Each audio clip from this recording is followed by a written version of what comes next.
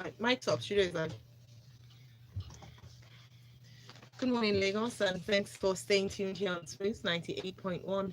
It's time for us to look at some national news headlines on Freshly Pressed 981 for a Monday, 19th of August 2019. I'm Ayo Mairo Ese. And I'm Valentine Ohu. And joining us for the conversation this morning, we have Tunde Okufi. Morning, Ayo. Tunde is a big cuss on Twitter. We have Cheta Nwaeze. Morning. Cheta is at Checkstar on Twitter, and we have Uwade. Good morning. Morning, Uwade. Uwade is at Ring Nigeria on Twitter.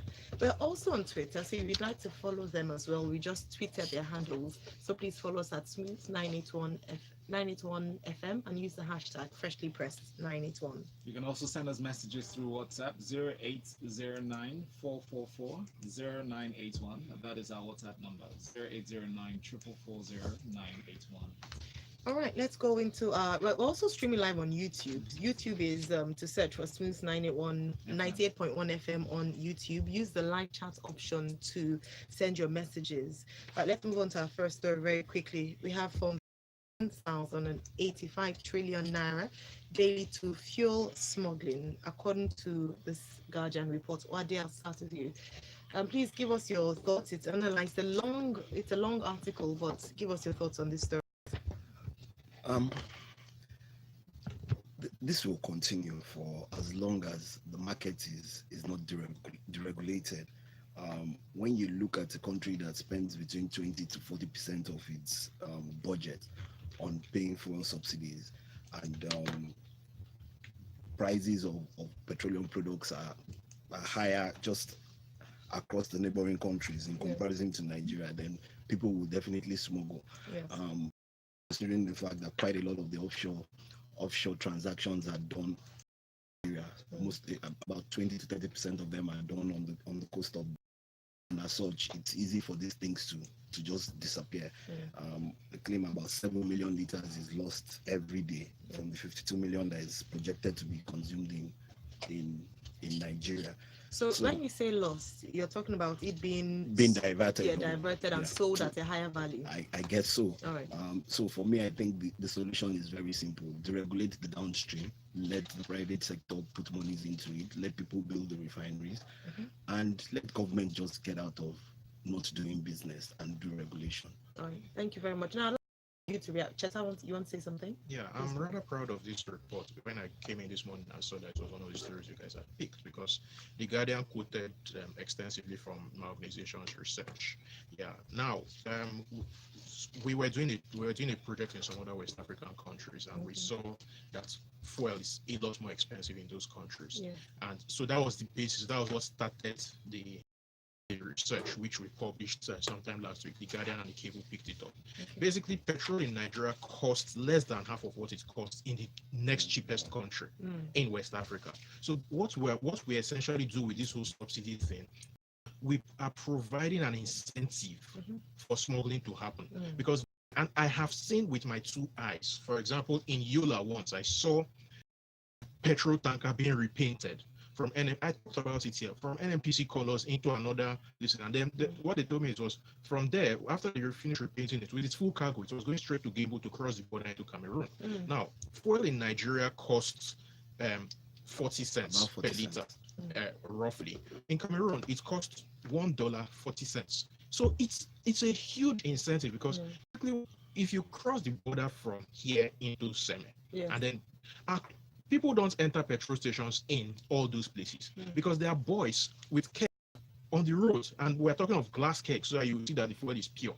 So with this our subsidy thing, we are subsidizing petrol for everybody to buy illegally, and then we are shortchanging ourselves. To quote Sanusi, the Emir of Kano, why can't we stop this and then use the money to invest in education and health? Yes, we've talked about this a number of times. Thank you very much. Now, industry expert is quoted as saying, how can Nigeria survive when it pays for the petroleum consumption of more than 5 countries? Yeah, we definitely continue. It will definitely continue. This has been in existence forever. Aside from what Cheta said, even vessels are moved because a number of transactions are not even done offshore Nigeria. All right. Thank you so much, Uwade. Cheta, Tunde, I'll come to you for the next story. Federal government protests that's Big Brother Naija live sex plans alternative show. It's a very interesting story from the Punch newspaper. Can you please take us through the story? What's going on? What's happening? And what's the conclusion? Yeah, very interesting.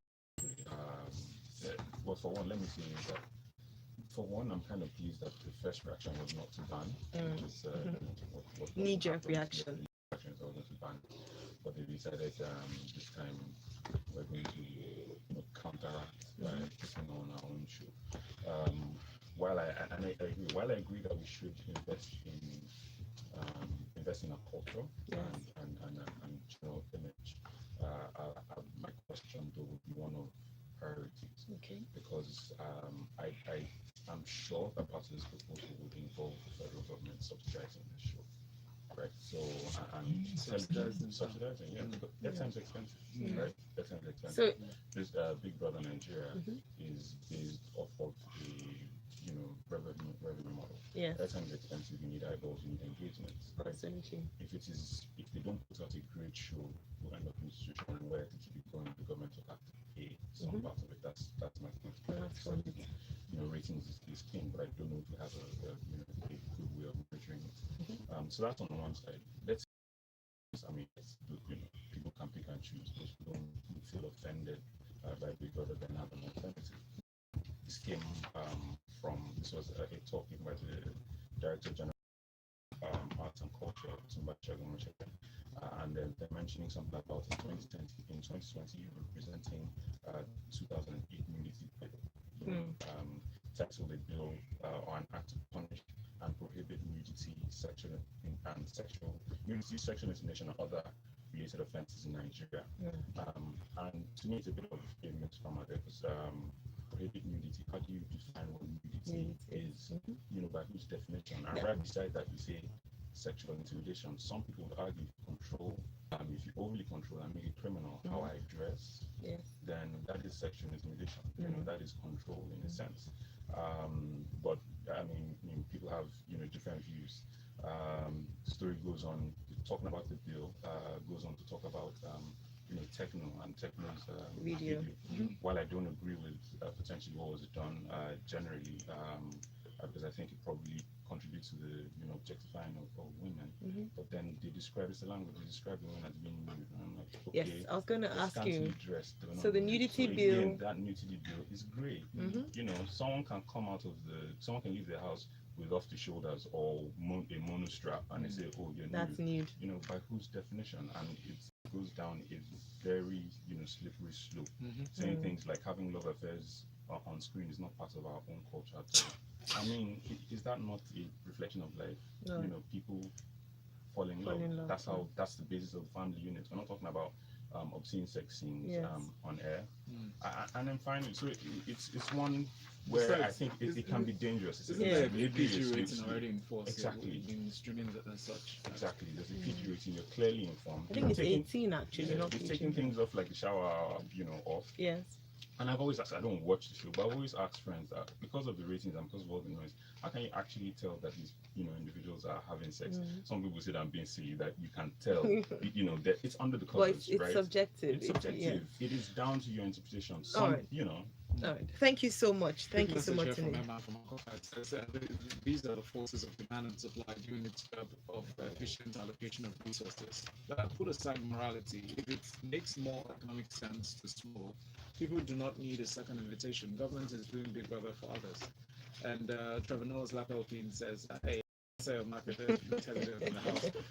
APC is scared to deregulate. It will increase the cost of fuel on the common man, and they are afraid of 2023 repercussions. And Henry from VI says, can't NNPC mandate all transporters install trackers to monitor trucks? Any transporter violating this instruction should be charged with treason. And Ace said, that's Samuel from Lekki, says, it is wrong to feel that way, that we pay less for fuel than most African countries. producers. For goodness sake, we're only feeling the pinch because we chose not to build refineries, and all theft can't happen without collaboration with the authorities. Thank you very much for your messages. I'd love for us, maybe Cheta, on another day, to look at an analysis of the oil-producing countries with Nigeria of the cost of oil. I think that would be a great conversation to have. The only one that pays cheaper for refined petrol than we do is a country called Venezuela. All right, thank you very much. Right, I'll stay with you. Another interesting one. Buhari queries the Federal Inland Revenue Service Chief, Babatunde Fowler, over worsening collection, Premium Times state. Another expose, if I put it that way, from the Premium Times, and this time indicting the current chief of FIRS. It was from a leaked query from Twitter. Reno Mokre is quoted here as well. But Cheta, tell us about this story. Reno first leaked it. This was, I think, about 9:30 a.m. yesterday, and for a while people did serious. But then Premium Times did what a real news organization will do and decided to follow up, and their contact said it's true. Now, this letter is the result of what happens when you run government business with propaganda. First things first, it's important to point out that we had a recession between sometime in 2016, and it lasted for 5 quarters. And during that period, in short, starting from 2014, oil prices plunged. Considering that since 1971, we've been dependent on oil revenue, naturally, revenue collections would have underperformed in that period. But what did FIRS under this government do? They kept declaring records. I mean, we kept hearing, even the last quarter is the highest ever. This letter puts a light to that. Now, the propaganda is coming back to bite them in the behind. And based on Mr. Kyari's letter, it appears that, I mean, he said it in the letter, that the government of the much maligned Goodluck Jonathan actually performed better in terms of revenue collection.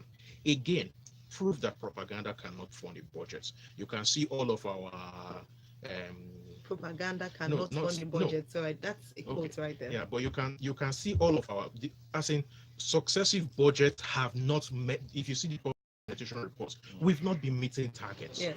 Now, to be fair, in Nigeria, you're expected to tax profits, earnings, and sales, which brings us back to the whole recession thing and the fact that the economy has not really recovered. The economy is in a tailspin.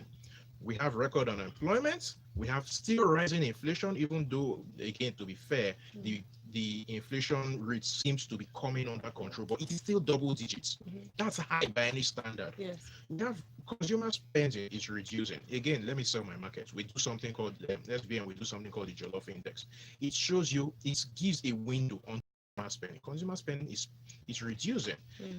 Then we have that UN report that said that Nigeria is in the throes of multi-dimensional poverty. Yes. It's not rocket science to expect government revenue from taxes to drop.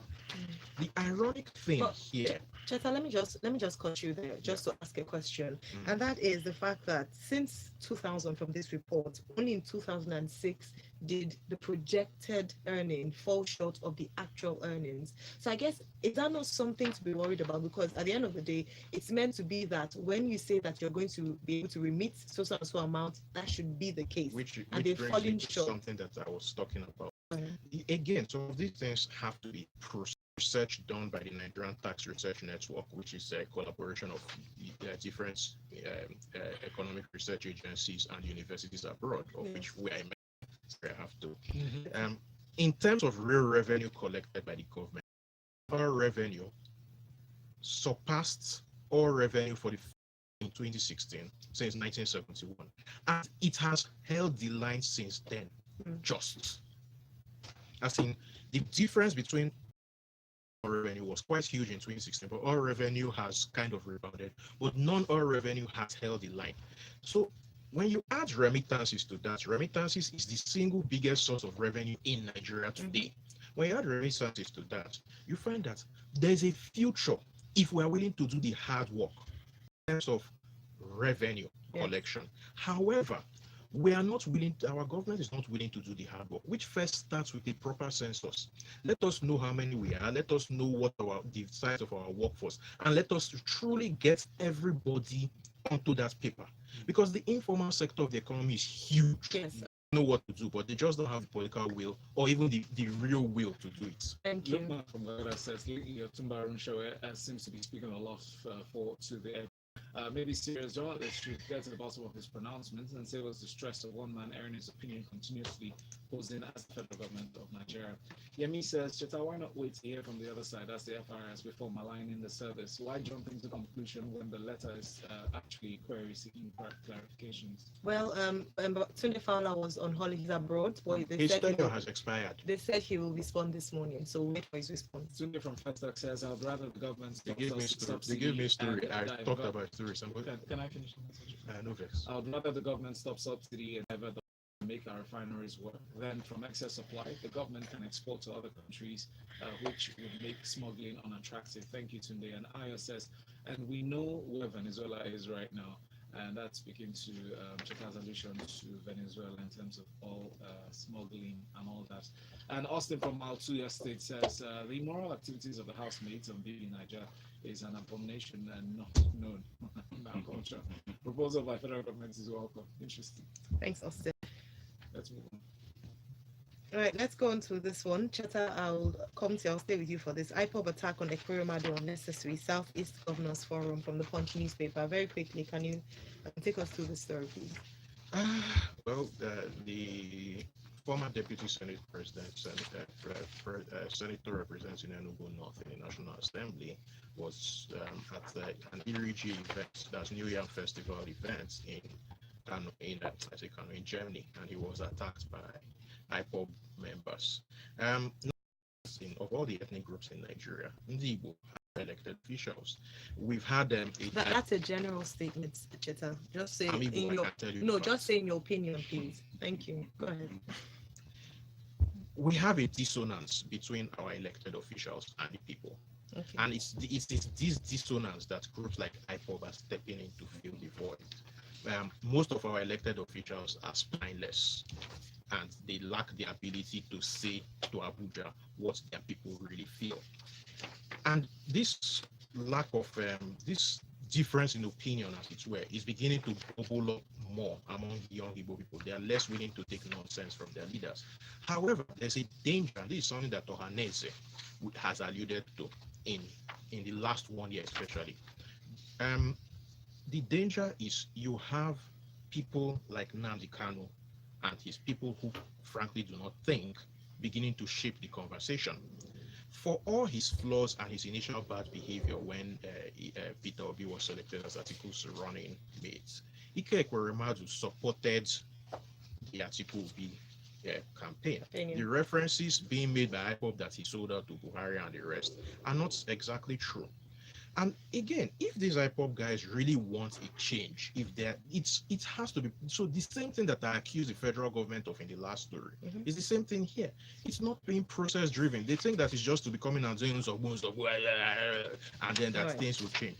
Look at the examples of Sinn Féin, the Catalonia movement, the SNP in Scotland, and you will see how you use process.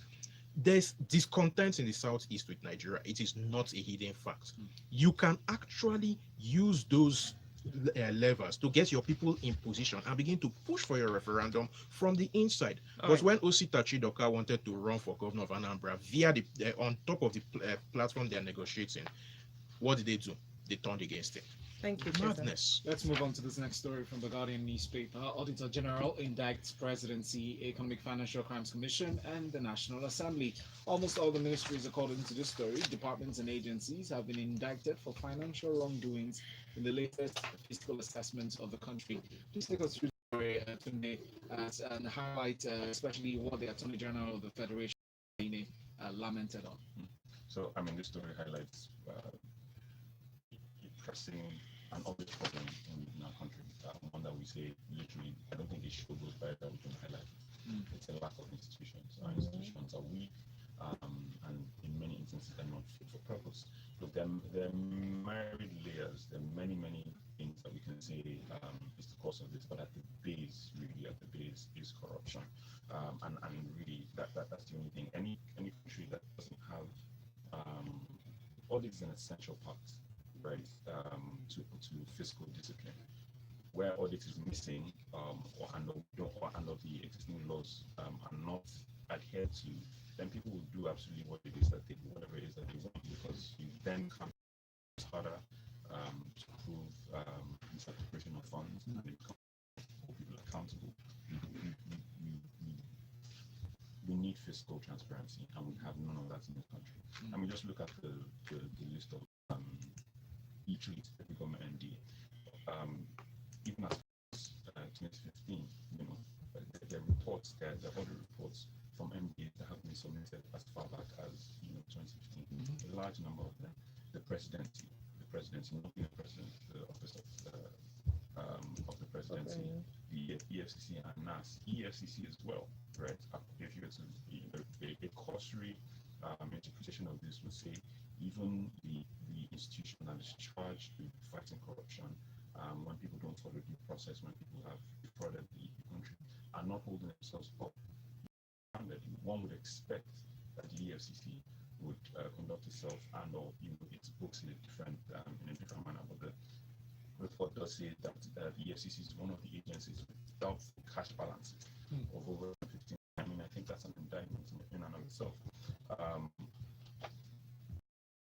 Because this administration, the mantra has we're going to focus on dealing with corruption. We want to fix and instill fiscal discipline, and all of that. But actions need to speak louder than words. Not passing the budget on time also has an implication. So currently we've had a 3-month delay where things are just happening. Between the gaps, who does what, who's reporting to what, all the money that been spent now. Who's going to hold that accountable?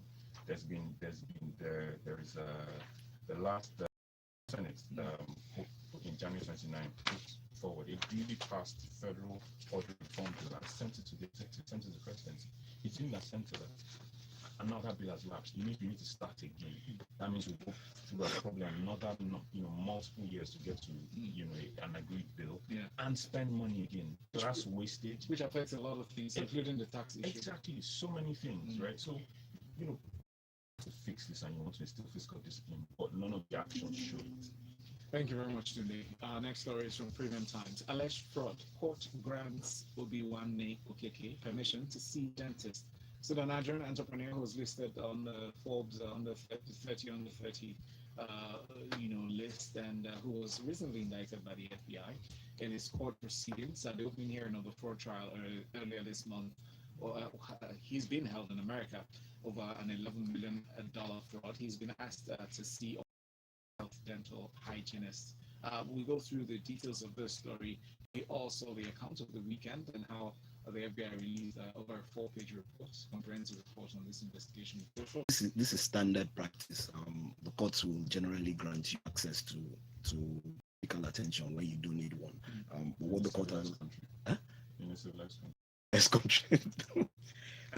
So what they've done is right, and they've asked that the public health officials to see Uwade in custody. But my